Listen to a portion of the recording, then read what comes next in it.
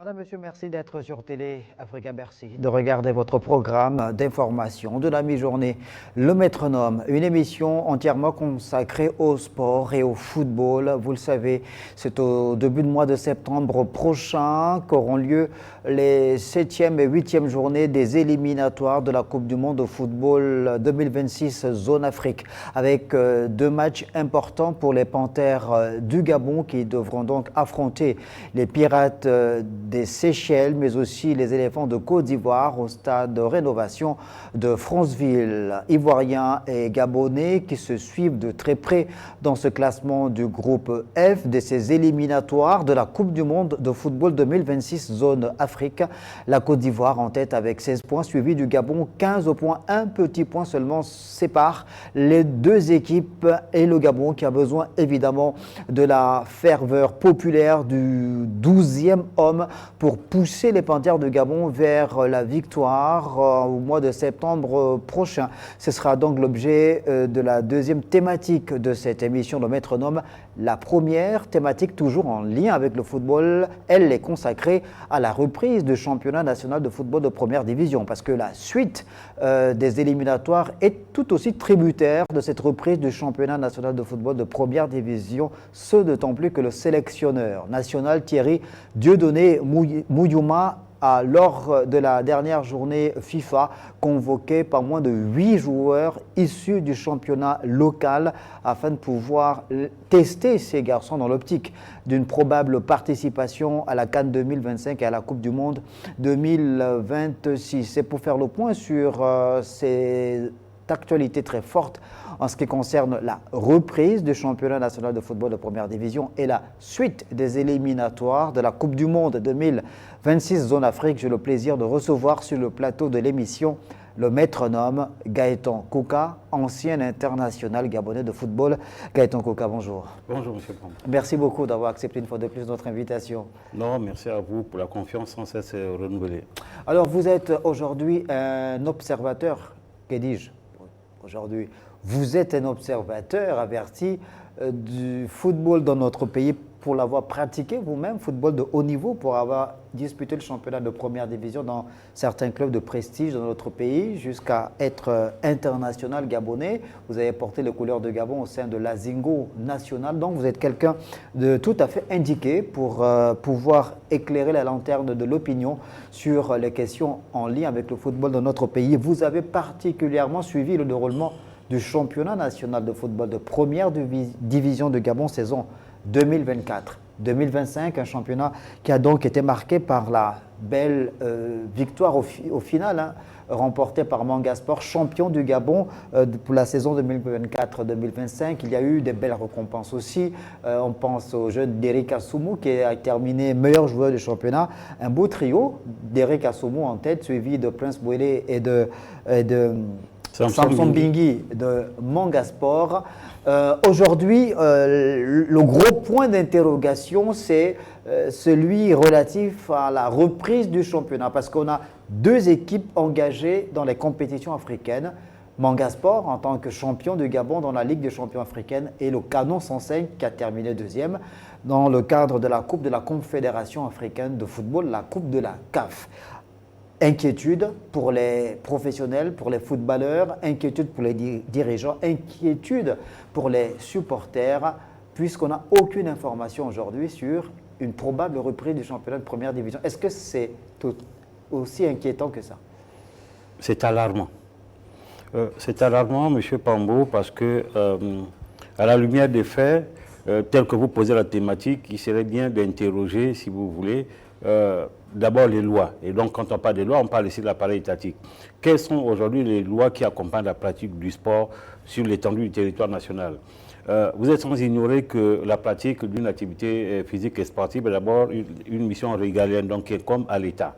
Aujourd'hui, en l'espèce, quelles sont les lois, les décrets et arrêtés qui accompagnent le financement du sport?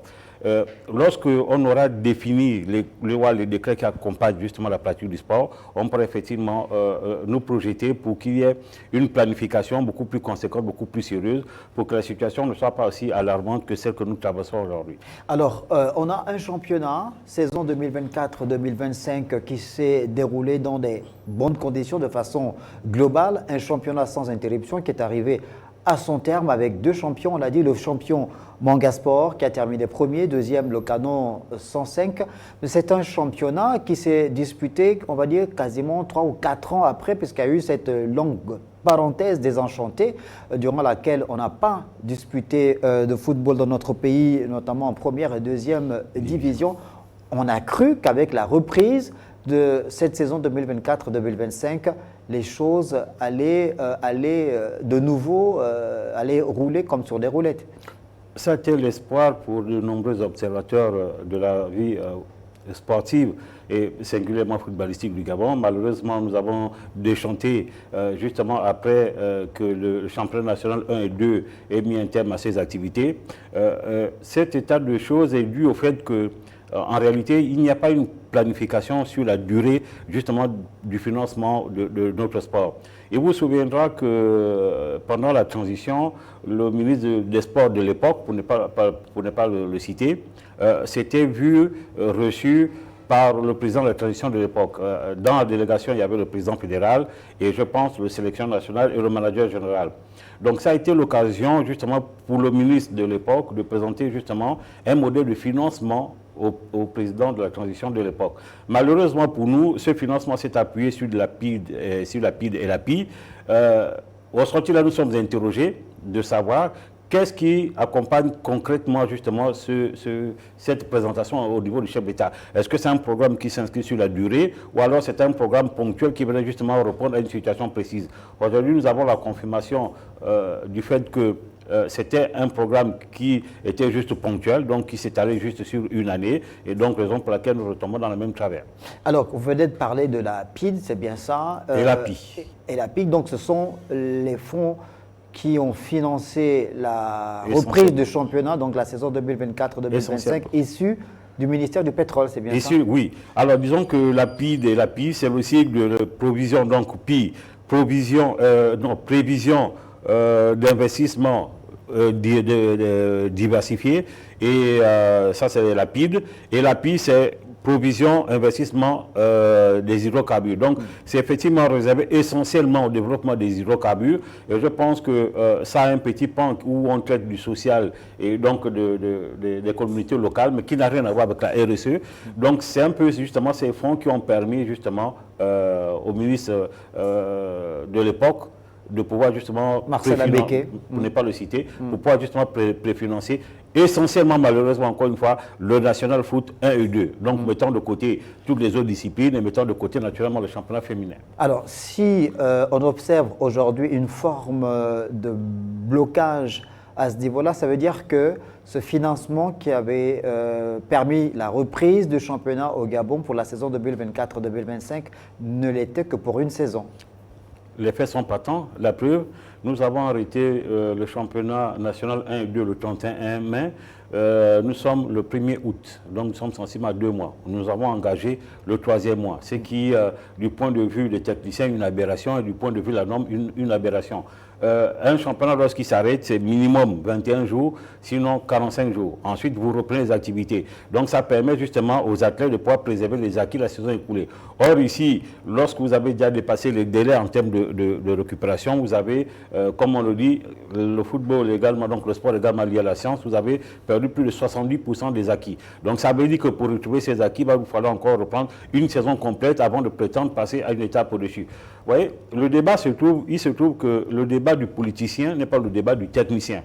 Entre-temps, c'est en amont le politicien qui prépare le technique, parce que c'est le politique qui, dans le cadre de ces lois, définit l'environnement, donc l'écosystème qui va régir la pratique du sport. Et donc le technicien fait cette planification en fonction de cela. Ensuite, lorsque c'est fait ainsi, vous avez par ailleurs maintenant le technicien, parce qu'étant sur le terrain, qui remonte l'information vers le politique, qui lui maintenant a pour mission de prendre des décrets et des lois justement pour améliorer la qualité de la pratique du sport. ce qui, dans notre pays, depuis plus de 30 ans, n'est plus fait. Alors, il y a évidemment plusieurs parties engagées dans la gestion du sport dans notre pays. Comment peut-on comprendre justement qu'on ait pu organiser un championnat sur la base des financements qui ne tenaient compte que d'une seule saison? Est-ce que ça a été suicidaire de la part du ministère des Sports, de la LINAFP, que de pouvoir s'engager pour une seule saison, sachant toutes les difficultés derrière dans lesquelles le Gabon se retrouvait, ne pouvons pas organiser de championnat de première division, de deuxième division pendant quasiment 3 ans d'affilée? Vous savez, le Gabon était un pays, j'ai envie de dire, particulier en tout point de vue. Lorsqu'on parle de planification, je vais vous renvoyer un exercice simple. La pratique du sport fait partie intégrante de la vie de la société gabonaise. Elle est inscrite au même titre que les autres domaines dans ce qu'on va qualifier ici en amont du programme de société, lorsque le candidat est encore en liesse ou en liste. Ensuite, lorsqu'il est élu, ce projet de société se transforme en projet de gouvernance. Et donc, quand il se transforme en projet de gouvernance pour sa mise en pratique, pour qu'on harmonise l'écosystème avec les nouvelles réalités, ce projet de gouvernance est traduit en décret, en loi et en décret, justement pour cette pratique. Or, ici, lorsque vous regardez les différents programmes de société de tous les candidats, même celui qui a été élu, il n'y a pas grand-chose sur le sport. À partir de ce moment, comment voulez-vous qu'il n'y ait pas quelque chose de figé dans le marbre et que la suite, la pratique soit cohérente? La cohérence, pas d'abord de ce qui est écrit dans le marbre. À partir du moment où c'est écrit dans le marbre, maintenant on dit, pour nous adapter à la nouvelle donne du moment, quels sont les décrets, les lois que nous pouvons prendre justement pour la pratique. Or, ici, ce n'est pas fait. Le financement du sport, ça c'était le premier point. Le deuxième point, lorsque c'est fait ainsi, je parlais au début de mon propos de quelles sont les lois aujourd'hui qui accompagnent la pratique du sport. Pourquoi? Parce que la pratique du sport est assujettie à un environnement, un écosystème financier qui est garanti par l'État. C'est ce qu'on appelle le financement public et derrière le financement privé. Le financement privé, c'est l'État qui dit je mets en place le sport. Et ce sport, dans le cadre des missions du ministère des Sports, met en place, si vous voulez, dans le cadre de la dérogation, des associations qu'on appelle communément fédérations, ligues et sous-ligues pour l'accompagnement. Et donc, ça doit être accompagné justement par le financement public. Et lorsque ce financement public est fait, maintenant, il appartient aux différents managers des organes que j'ai cités ou des démembrement du ministère de pouvoir faire, si vous voulez, du management pour faire du financement privé. Or, ici, vous voyez que le pan financement privé n'est pas fait parce qu'il n'y a pas suffisamment de management dans ce sens de la part de ces présidents ou de ces COMEX pour aller vers. Les gens ne s'appuient essentiellement que vers le financement public. Et donc, l'État ne pourra pas financer de bout en bout, si vous voulez, la pratique du sport. Nous sommes souvent butés. La preuve, lorsque l'État a accompagné la saison 2023-2024 ou 2024-2025 par l'appui des parappui, aujourd'hui nous sommes bloqués simplement parce qu'il n'y a pas justement un budget qui soit inscrit. On devait avoir, si vous voulez, une planification qui s'inscrive sur le plan décennal, sur le plan quinquennal. Or ici, les projets qui sont souvent présentés sont si vous voulez, des projets ponctuels qui viennent juste préparer ou, comment dirais-je, soulager une saison, mais qui ne s'inscrit pas. N'oublions que derrière, techniquement, il y a des suivis par rapport aux échéances que vous évoquez, on aura le temps de revenir dessus. Gaëtan Kouka, alors on sait qu'en 2021, si j'ai bonne mémoire, 2022, il y a eu cette loi sur l'orientation du sport qui a été présentée. Vous avez parcouru au crible, j'ai envie de dire, cette loi sur l'orientation du sport. Qu'est-ce qui fait aujourd'hui que le gouvernement gabonais ait du mal à pouvoir traduire en acte ou en décret d'application cette loi? La nouvelle loi d'orientation sur le sport, effectivement, qui date du 21 mars 2021, est là. Derrière, le 22 septembre 2022, il y a eu le décret numéro 039 du 09 du septembre 2022, relatif justement à la création des sociétés à objet sportif, en rapport justement avec la nouvelle loi d'orientation sur le sport. Si aujourd'hui les clubs n'arrivent pas à s'arrimer, mais c'est tout simplement que l'État a démissionné.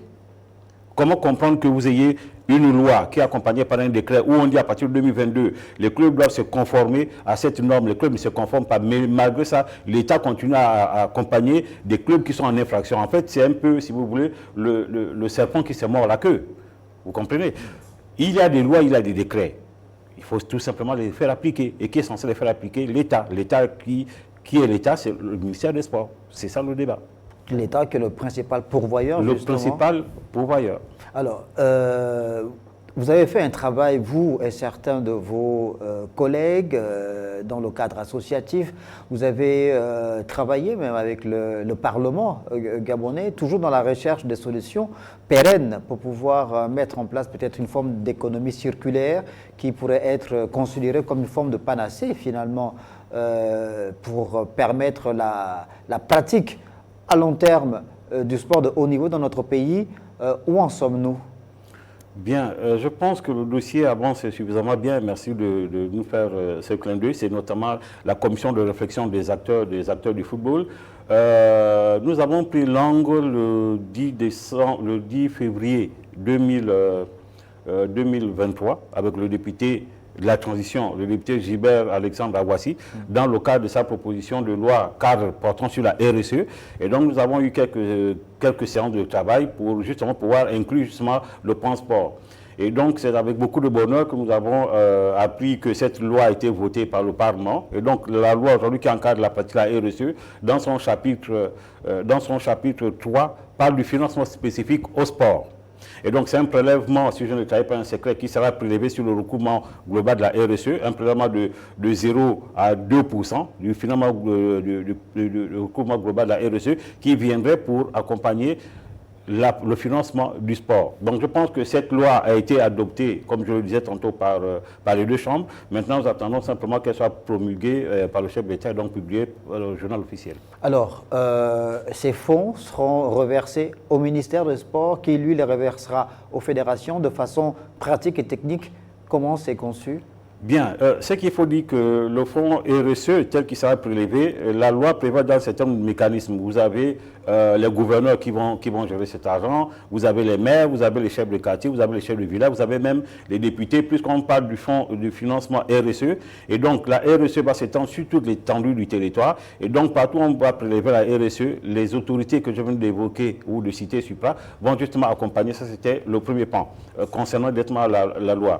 Ensuite, vous avez effectivement dans certaines lois le ministère des Sports. C'est pourquoi il est important aujourd'hui, dans le cadre de la promulgation de cette loi, que le ministère mette en place, conformément à la nouvelle loi d'orientation dans le sport, l'organe qu'on appelle la Commission nationale de sport. Et donc c'est cette Commission nationale des sports qui se chargera de gérer cet argent, naturellement ayant pour tutelle le ministère, de façon à ce qu'on puisse les éclater au niveau des 22 fédérations, mais en ayant, si vous voulez, un œil beaucoup plus regardant, donc en signant un contrat d'objectif et de performance avec ces associations pour dire que voilà ce qu'attend l'État, en contrepartie on vous donne ça, de façon justement à pouvoir recommander. Ça veut dire quoi, in fine?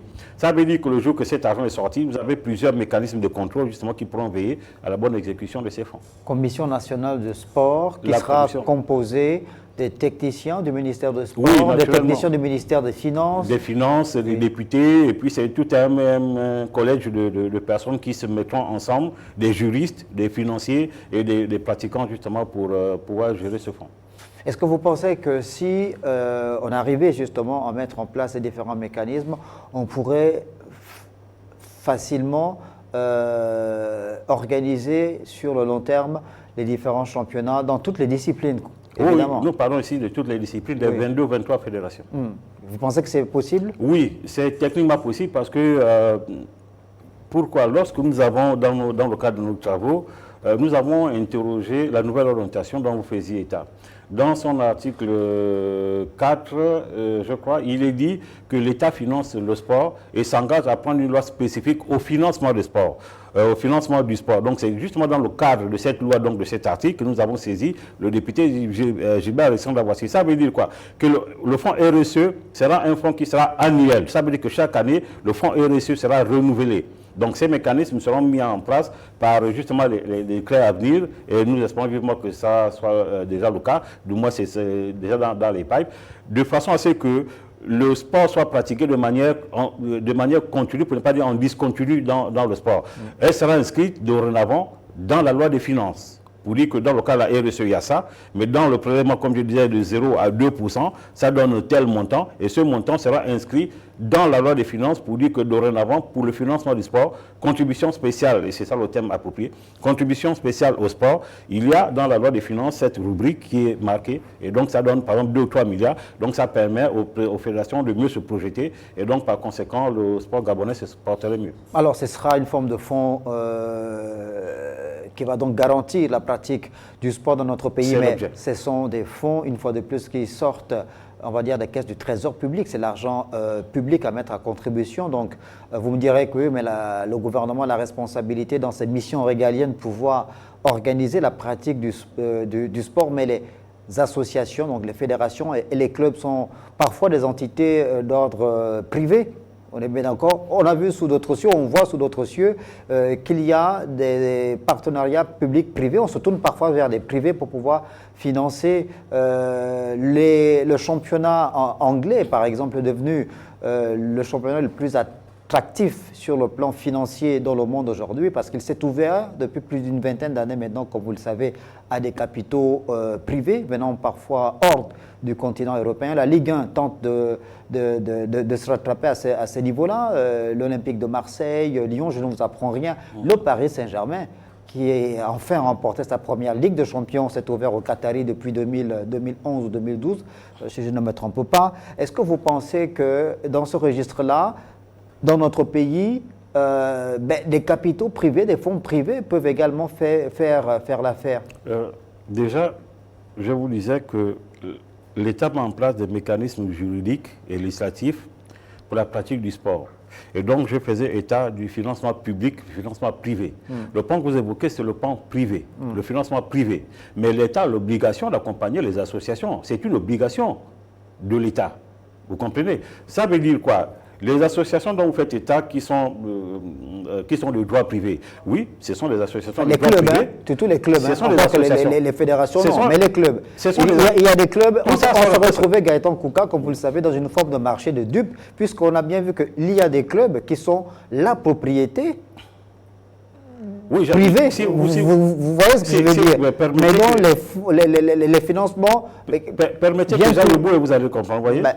C'est dans le cadre du financement privé.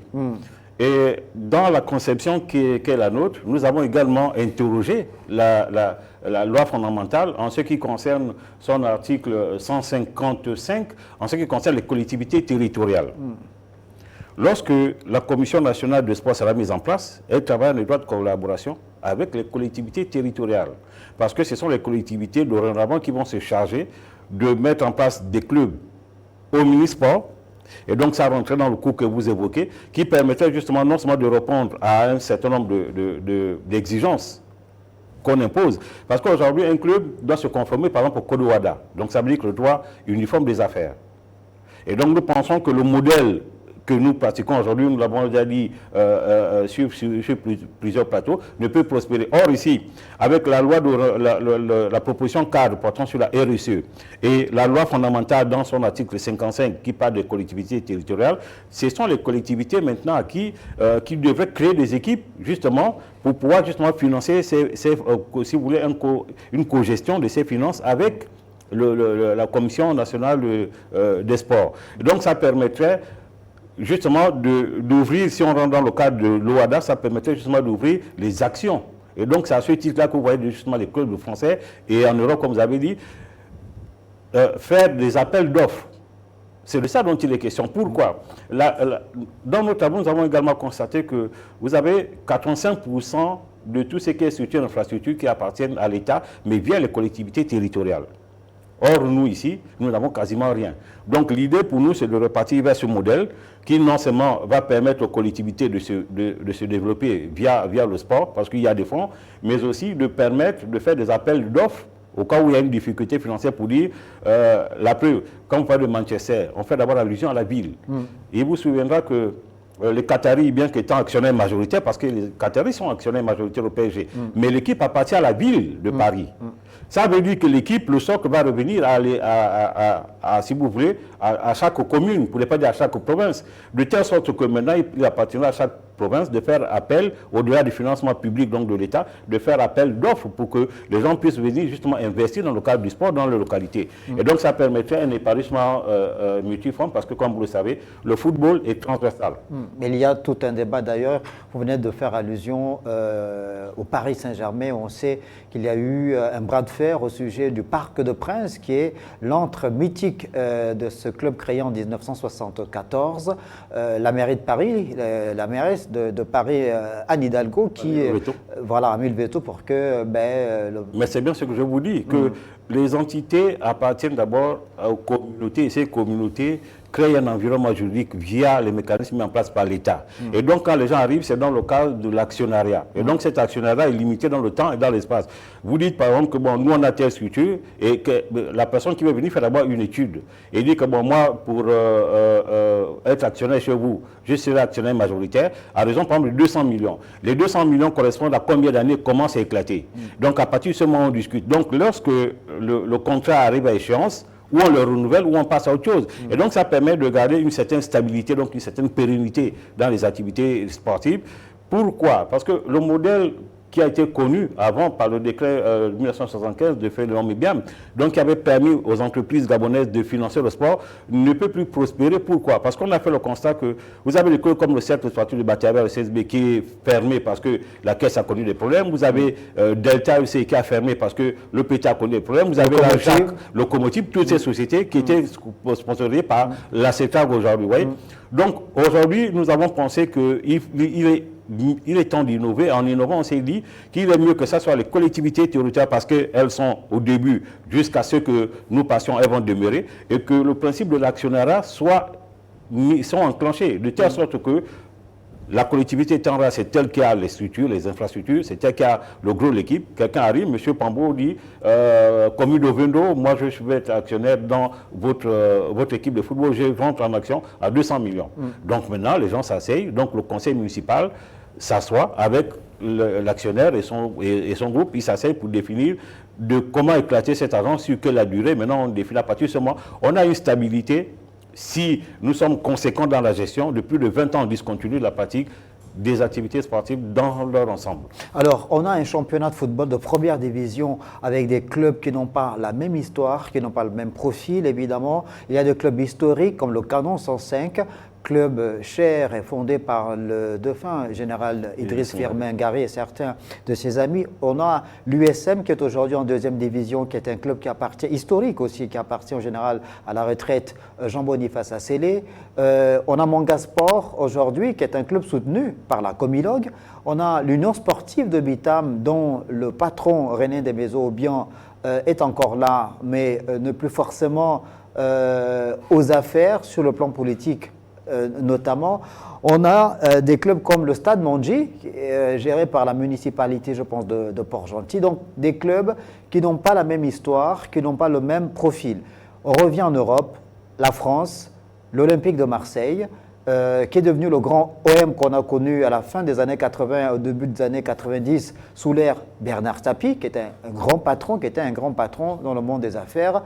Après le départ de Tapie, Marseille est passé par une petite période dans le désert avant de revenir un peu au devant de la scène. Et des repreneurs se sont succédés. Robert Louis Dreyfus, par exemple, Robert Marcourt. Aujourd'hui, c'est Pablo Longoria qui est à la tête de l'Olympique de Marseille. Des privés, Jean-Michel Aulas et l'Olympique lyonnais, Jean-Michel Aulas qui est le fondateur, on va dire celui qui a mis Lyon au devant de la scène en France et en Europe, plus d'une vingtaine d'années en tant que président de l'OL, qui a passé la main à John Textor, qui est un Américain qui a amené des fonds privés. Est-ce que vous avez l'impression que les présidents dont on a parlé là, qui sont les fondateurs historiques de ce club historique dans notre pays, le Gabon, ont un peu du mal à pouvoir ouvrir leur club aux capitaux extérieurs? Oui, mais c'est tout à fait là, justement, tout le sens de notre débat. Parce que ces présidents fondateurs, justement, ont du mal à s'ouvrir aux capitaux extérieurs. Et donc, comme on le dit, force reste à la loi. Qu'est-ce qui peut expliquer cela? La faiblesse de l'État. La faiblesse de l'État face à ces présidents fondateurs qui, malgré le fait d'avoir créé leurs équipes, sont d'abord assujettis à la législation gabonaise. Et vous vous souviendrez qu'en 2012, il y a eu un contrat-programme entre l'État et ces mêmes associations. Comprenez? Aujourd'hui, où en sommes-nous? Parce qu'il faut justement dépoussiérer les textes. Il y a eu un contrat-programme entre l'État et ces associations. Est-ce que l'État a pleinement rempli ses prérogatives? Si oui, est-ce que les clubs n'ont pas rempli leurs prérogatives? C'est vrai ça que nous avons. Pourquoi? Parce qu'il ne s'agit pas ici d'arracher, si vous voulez, la création de quelqu'un. Mais il s'agit justement de s'inscrire dans la durée en pénalisant des emplois, parce que c'est un secteur qui est plein d'avenir, donc plein d'emplois. C'est de ça dont il est question. Donc il s'agit pour l'État de poser des questions à ces démembrements que sont les associations pour dire, conformément à telle loi, conformément à telle résolution, est-ce que vous êtes conforme? Si les gens ne sont pas conformes, à défaut de demander justement le poids d'envoyer la fiscalité et contrôler, mais c'est simplement trouver un compromis pour dire que, bon, dorénavant, pour un fonds symbolique, on vous rachète votre équipe qu'on collerait aux collectivités territoriales. Et tout le monde y gagnerait. Quand vous regardez, depuis 10 ans, quand on parle de démission de l'État, c'est pas tant. Vous avez cité mon défunt père Idriss Ngari. C'est là-bas où se joue le championnat national. C'est un partenaire privé.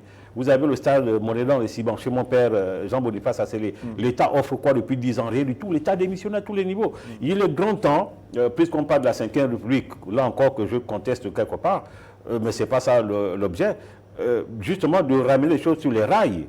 On est parti de la restauration pour la 5e République, mais nous constatons que la pratique du sport dans sa globalité n'est pas encore restaurée, ne serait-ce que même à 2%. C'est de ça dont il est question. Bon, mais le championnat quand même a repris, saison 2024-2025, oui, grâce au comité de transition pour la restauration des institutions. Les mêmes effets produisent les mêmes causes. Pourquoi? On n'a pas planifier quelque chose sur la durée. Ça, c'est le premier élément. Deuxième élément, ce n'est pas un championnat, malheureusement, qui s'est passé sans repos. Oui, c'est vrai qu'on a démarré du premier match au dernier match, mais, M. Pambo, il y a des dettes qui sont pendantes. Sur 10 clubs ou 13 clubs qu'il y avait, vous avez au moins 12 qui ont des arrêts de plus de 6 mois de salaire aux joueurs. Donc, ça veut dire qu'on n'a pas réglé le problème. Oui, c'est peut-être une petite avancée parce que le championnat a démarré, il s'est terminé, mais les problèmes sont toujours pendants, sont restés les mêmes. Le premier pendant, c'est que les joueurs sont restés près de 6 mois en première comme en deuxième division sans être payés. Donc ça veut dire qu'on n'a rien réglé.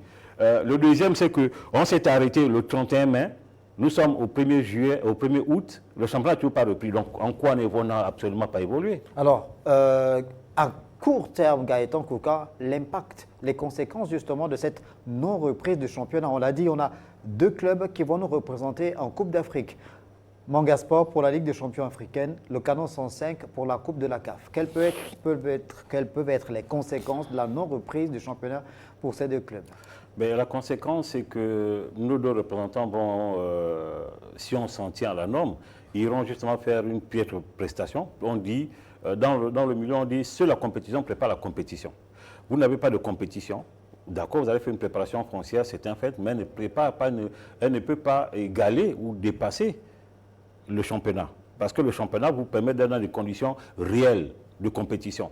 Or, ici, vous allez vous entraîner, encore dans quelles conditions et pour combien de temps, pour pouvoir prétendre au Gabon. Donc, l'idéal pour nous serait justement que, encore une fois, puisque c'est devenu monnaie courante depuis 30 ans au Gabon, de courir vers le chef de l'État et crier au loup pour dire que, Monsieur le Président, de grâce, nous n'avons pas d'argent, nous devons reprendre le championnat parce que nous avons une échéance. Derrière cette échéance s'adosse justement l'échéance que vous évoquez, donc l'équipe nationale, de reprendre urgemment le championnat national qui permettrait aux sélectionneurs d'avoir un vivier beaucoup plus conséquent, beaucoup plus important. C'est le premier élément. Le deuxième élément, justement, pour ceux qui ont déjà été appelés, d'avoir un peu de temps de jeu pour pouvoir être rappelés en sélection et beaucoup plus largement avoir la possibilité au sélection. Puisqu'on a des problèmes qui sont pendants au niveau de gardien de but, au niveau d'un certain nombre de compartiments. Mais en relançant le championnat national, on a plus de 700 joueurs. Donc 700 joueurs, ça fait 700 possibilités pour un sélectionneur. C'est ça la réalité. Mieux, ces gens vont représenter le Gabon en compétition africaine. Ces gens vont représenter le Gabon. Ces gens ne vont pas représenter, je ne sais pas moi, je ne sais pas quel pays. Donc il est urgent de remettre le championnat national sur pied. Alors, on peut dire que l'idéal serait de s'appuyer sur une politique d'équité pour ce qui est de la participation en Coupe d'Afrique de Manga Sport et du FC 105, mais on sait que les 2 clubs, malheureusement, ne sont pas logés à la même enseigne, puisque Manga Sport est sponsorisé par la Comilog. Ça veut dire qu'avec ou sans argent de l'État, normalement, Manga Sport a les moyens de pouvoir participer à cette Coupe d'Afrique, sauf qu'il va lui manquer la compétition dans les jambes. Oui, mais M. Pambo, les militaires aiment dire une mission, des moyens, et j'en passe. D'accord? Oui. Il n'y a pas une forme de déséquilibre du fait de l'argent. C'est qui 105, je crois, a perçu 30 millions de la part de la CAF. Et Manga soit entre 50 et 60 millions, parce que les compétitions sont différentes. Ça, c'est la contribution de la CAF. Les clubs, en amont, en tant qu'association, doivent avoir aussi un minimum. Est-ce que c'est le cas? Ensuite, plus que ces clubs vont représenter le Gabon, quels sont les mécanismes qui sont mis en place? Je me souviens que Bouengidi, il y a quelques années, avait été accompagné par la fédération et peut-être un peu plus le ministère. Donc, je pense que le gros problème ici ne se pose pas au niveau de moyens. Le gros problème se pose d'abord en termes de compétition. Parce que pour avoir tous les moyens possibles, et puis aller en Coupe d'Afrique et prendre les 10-15 buts contre 0. Ce n'est pas ça le principal. Il s'agit d'aller représenter vraiment le Gabon, puisqu'on dit que nous sommes dans la 5e République, et donc c'est la République dite de l'excellence.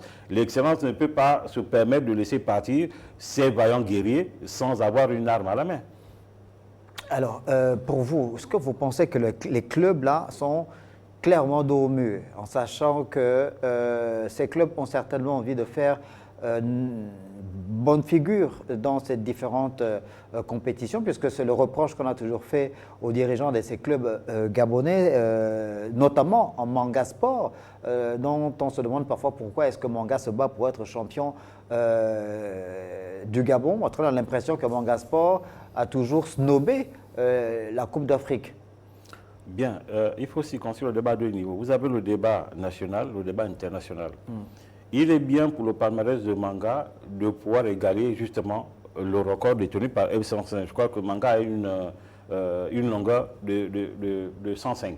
Donc, Manga aujourd'hui a 10 titres de champion, 105 en a 11. Donc, ça c'est un niveau. Ensuite, se projeter pour dire sur le plan international, quelles sont nos ambitions. Donc, à partir de ce moment, Manga doit pouvoir jongler autant sur le plan national que sur le plan international. Et ce qui est valable pour Manga, il est tout autant valable pour tous les autres. C'est de ça dont mais pour ça, ce n'est pas seulement un environnement financier, c'est tout un écosystème qu'on doit mettre en place pour permettre justement à la compétition de pouvoir se jouer. Là, Manga peut avoir 200-300 millions mis à disposition tout de suite par la Comilog. Mais Manga se prépare dans quelles conditions? Quand je parle de préparation, ce n'est pas simplement le fait de reconvoquer les joueurs pour la reprise de l'entraînement, mais il faut préparer les athlètes à la compétition. C'est comme un soldat qui ne s'entraîne pas ou qui n'est pas formé pour aller à la guerre. Il y va, mais en fait, en réalité, il y va juste pour y être. Il ne sait même pas exactement ce qu'il doit faire. Donc, en amont, il faut d'abord qu'il y ait un championnat bien structuré. Et ce championnat permet justement aux moyens qui peuvent être, si vous voulez, un moyen de motivation et d'organisation de pouvoir aller plus loin dans la compétition. Maintenant, il y a des objectifs qu'on doit se fixer pour dire que nous, sur le plan national, on a déjà eu. J'étais le premier mois à faire le procès pour avoir été de ceux-là. Manga ne peut pas rester tous les jours. C'est pas un, comme on disait à l'époque pour le canon 105. Manga doit pouvoir franchir une étape sur le plan international. C'est comme ça qu'on évolue. Plus que Manga est accompagné financièrement par la Comilog, d'une part, et d'autre part par la CAF, il serait bien que Manga franchisse les différentes étapes, parce qu'aujourd'hui, la nouvelle donne, c'est que plus vous franchissez l'étape, plus la CAF vous donne de l'argent. Donc, ce serait bien, non seulement pour le palmarès de Manga, soit mais aussi pour ses financements. Avec une épée de Damoclès aussi qui pend sur la tête de ces deux clubs gabonais engagés en Coupe d'Afrique, Manga Sport et le Canon 105, en cas de non-participation, probable sanction de la part de la Confédération africaine de football. C'est clair. Toute organisation est régie par des textes, par des lois. Si, sauf cas prévu pour non-reprise de championnat, donc pour cas exceptionnel, la CAF pourrait ne pas sanctionner le Gabon, mais s'il n'y a pas cette démarche qui est faite, le Gabon va être sanctionné d'au moins 2, 3, 4 années de compétition, c'est un peu le même principe que le CHAN, et puis derrière une amende financière.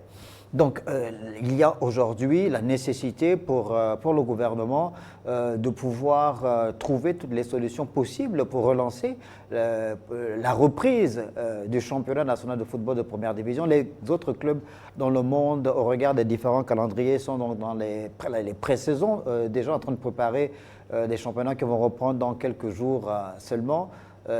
C'est une véritable obligation pour nous. Je vous serais gré de ne pas dire aujourd'hui. C'est une responsabilité régalienne de l'État. Depuis la création de la Fédération gabonaise de football en 1962, l'État Et quand je dis la Fédération gabonaise de football, j'ai fait allusion à toutes les fédérations. L'État a l'obligation, c'est une obligation d'accompagner. Ensuite, on dit, ce qui est une obligation pour les autres est un droit pour certains. Donc l'État a l'obligation, parce que c'est sa mission, d'où la création du ministère, d'où la création des démembrements. Et c'est un droit pour les autres parce que c'est un métier, parce qu'il y a tout un écosystème. Donc, ce n'est pas une question d'aujourd'hui, c'est une question depuis la nuit des temps.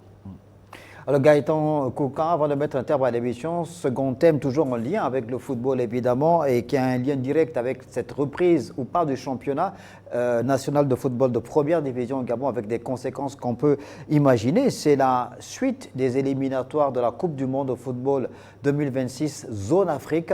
Les Panthères de Gabon qui vont donc refouler les pelouses à ce niveau-là au mois de septembre prochain, le 3 ou le 4, 7e journée. Les Panthères qui vont affronter les Pirates des Seychelles en île Maurice, puisque le match est délocalisé, les Seychelles n'ayant pas un stade homologué, donc ont obtenu de la part de la Fédération internationale de football, l'association, la FIFA, le fait que le match se dispute à quelques encablures de la capitale mauricienne. Donc, c'est dans ce pays que va se disputer ce match entre les Seychelles et le Gabon. Et puis, le match retour, tant entendu également, tout aussi entendu, pas tant entendu, entre les Panthères du Gabon et les Éléphants de Côte d'Ivoire. Alors, à ce stade de la compétition, la Côte d'Ivoire est en tête évidemment du groupe avec 16 points, suivi du Gabon 15 points. Un petit point seulement sépare les deux pays. Ces deux rencontres de septembre prochain sont des rencontres déterminantes déjà pour la qualification directe à la Coupe du Monde. La question est, le gouvernement gabonais veut-il que le Gabon aille en Coupe du Monde? C'est la question centrale. Pourquoi le gouvernement? Parce que c'est encore une fois le gouvernement qui crée l'écosystème. Parlons spécifiquement de l'équipe nationale. La Fédération gabonaise de football du pays moment ne gère plus financièrement l'équipe nationale. C'est le ministère. Via l'Office national de développement du sport et de la culture. Est-ce que le ministère veut réellement que le Gabon aille pour la première fois de son histoire? Pourquoi cette interrogation, Gaëtan Koukan? Vous doutez du ministère des Sports Monsieur Pambo, à ce niveau-là, par rapport à cette échéance? Pardonnez-moi, si nous sommes conséquents, pardonnez-moi, le championnat est repris depuis parce que l'échéance, la Coupe du Monde. Vous comprenez qu'on prend les choses avec légèreté. Nous savons que nous sommes en passe pour la première fois depuis 1960. Aller pour la première fois en Coupe du Monde. On n'a jamais été aussi proche d'une qualification. Jamais aussi proche. Des mécanismes spécifiques devaient être mis en place pour que les choses reprennent dans les délais parce qu'on veut se donner toutes les chances possibles. Or ici, les gens traînent les pieds. Au Gabon, ça n'a jamais été une question d'argent. Monsieur Pambo, il n'y a pas longtemps, on a vu des gens avec 200, 300 milliards dans les maisons. Il y en a qui les ont encore dans les maisons. Il y en a qui les ont dans les comptes. Ça ne coûte rien de dépenser 50 à 100 milliards pour le développement du sport. Ça ne coûte rien au Gabon, absolument rien. D'où la question, est-ce que le ministère, donc le gouvernement gabonais, veut-il réellement que le Gabon aille en Coupe du Monde? Ça rentre au compte de qui? Vous voyez, le football spécifique, c'est une compétition. 2009, pardonnez-moi l'histoire, 2009, 2023, on a eu 6 chefs du gouvernement pour 8 ministres des Sports. Quel résultat? Ensuite, on a eu la transition qui a duré 18 mois. 18 mois, vous avez eu 2 ministres des Sports. Pour quel résultat? Aujourd'hui, nous sommes sensibles à 6 mois, 8 mois de la nouvelle gouvernance, après la brillante élection du président Oligui. Pour quel résultat? On repart dans les mêmes travers. Il n'y a aucune planification en termes de projection, en termes d'accompagnement. Le championnat national devait se dire, avant même que le championnat national D1 et D2 ne s'arrêtent, le Gabon était déjà en bonne position pour la Coupe d'Afrique. Je pense que les gouvernants, soucieux de leurs responsabilités, devaient prendre des dispositions pour qu'avant que le championnat s'arrête, qu'il y ait déjà des mécanismes de financement pour encore une fois donner des chances sérieuses au Gabon de pouvoir aller en phase finale de Coupe du Monde. Alors, conséquence directe d'une non-reprise du championnat avant cette échéance de septembre prochain, ce qui concerne cette 7e et 8e journée des éliminatoires de la Coupe du Monde 2026 Zone Afrique, conséquence immédiate que Thierry Dieudonné Mouyouma, le sélectionneur national, ne convoquera certainement pas de joueurs disputant le championnat domestique. Lors de la dernière fenêtre FIFA, il en avait convoqué 8. Est-ce que vous pensez que là, si le championnat n'a pas repris, il va convoquer des joueurs? Le problème est beaucoup plus profond. Vous ne voyez que l'aspect national. Lorsque vous scrutez à l'international... Non, là, je suis encore sur le plan domestique. D'accord. Sur le plan domestique, vous voyez, c'est catastrophique. Moi, je vais m'aller plus loin. Lorsque vous voyez à l'international de nos ambassadeurs, on en a encore combien dans les championnats UP? Si vous enlevez Jim Alevina, qui joue en France D1, qui joue à Angers ou Clermont à Angers. Première division. En première division. Vous avez qui encore? Et Komi qui est en train de peut-être partir. C'est bien ce que je dis. Voyez, vous les cherchez même. Xavi est à Belgrade. C'est bien ce que je dis. Déjà pas de championnat UP. Oui. Ouais, ça veut dire quoi, in fine? Il vient de signer, je pense, à Belgrade. Pierre-Emerick de retour à Marseille. D'accord. C'est le deuxième. Parce qu'il vient de revenir. C'est seulement hier qu'il a signé. Sinon, on n'avait qu'un seul dans un championnat UP. Ça veut dire quoi, in fine? Ça veut dire que en l'absence de championnat où le sélectionneur, parce que c'est là où il puise la matière, est obligé d'aller prendre des joueurs que certains qualifient de championnats de boulangerie. Mais moi, c'est les championnats de boulangerie qui sont réguliers. Des championnats exotiques pour d'autres. C'est des championnats qui sont réguliers. Et qui, sur un plan purement indice CAF et FIFA, sont beaucoup plus compétitifs que notre championnat.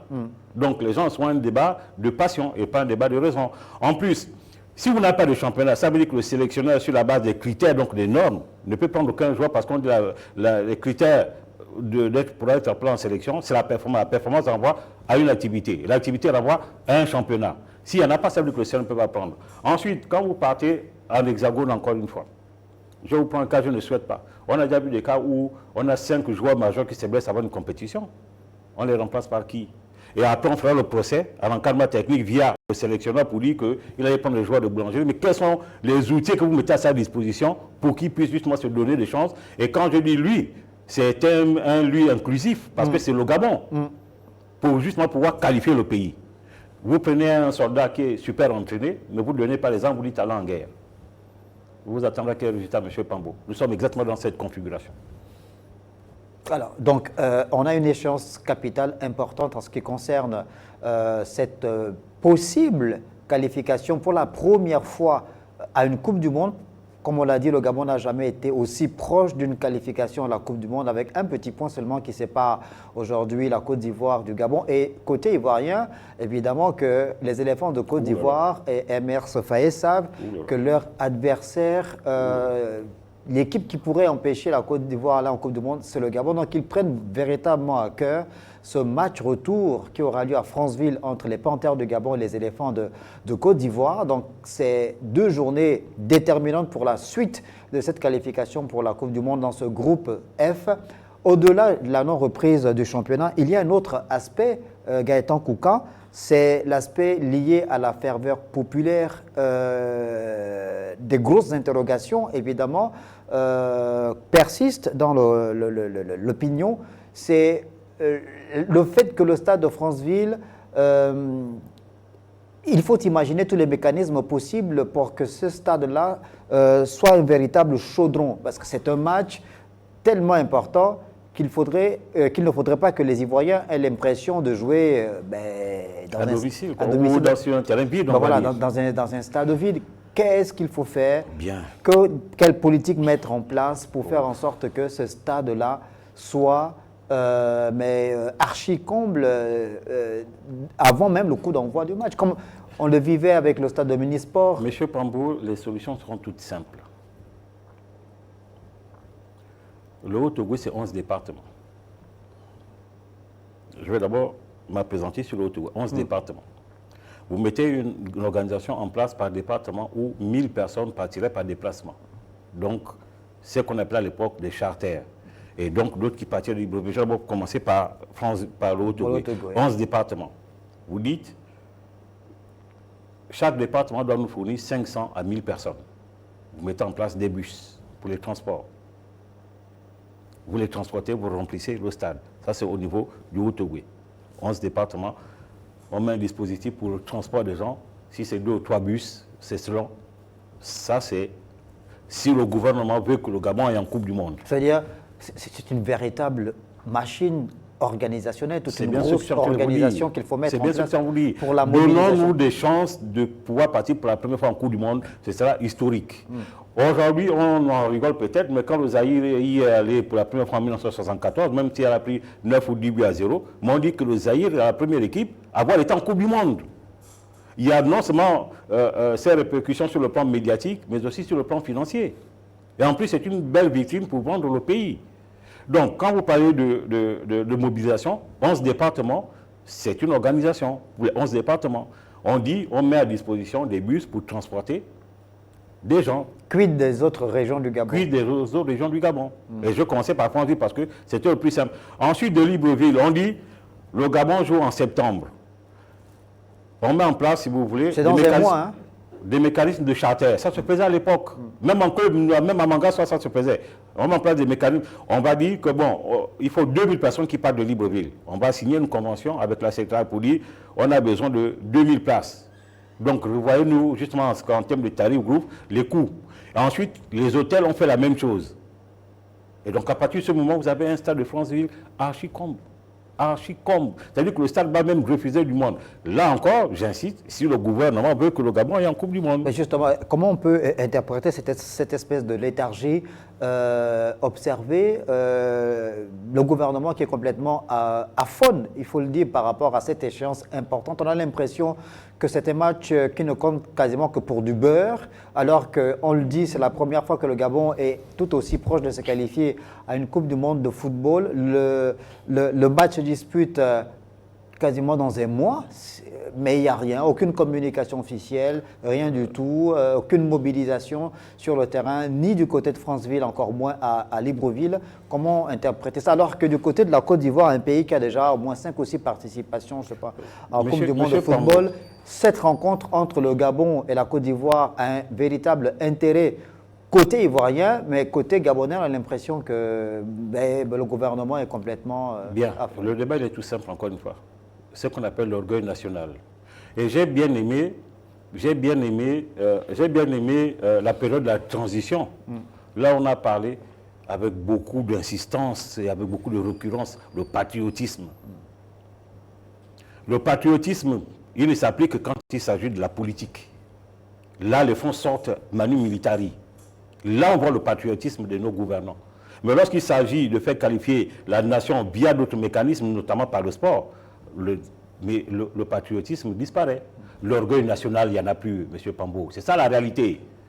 Les gens ne font l'orgueil que quand il s'agit de leur politique. Mais quand il s'agit du Gabon, se qualifier pour la première fois en Coupe du Monde, il n'y a plus d'orgueil national, il n'y a plus de patriotisme.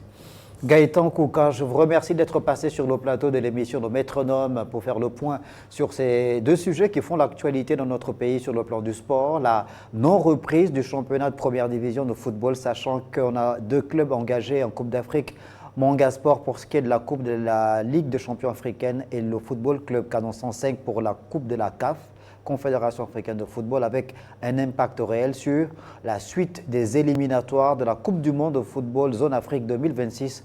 Le Gabon devant jouer les 7e et 8e journées contre les Pirates des Seychelles en île Maurice, mais surtout contre les Éléphants de Côte d'Ivoire au stade Rénovation de Franceville le mois prochain.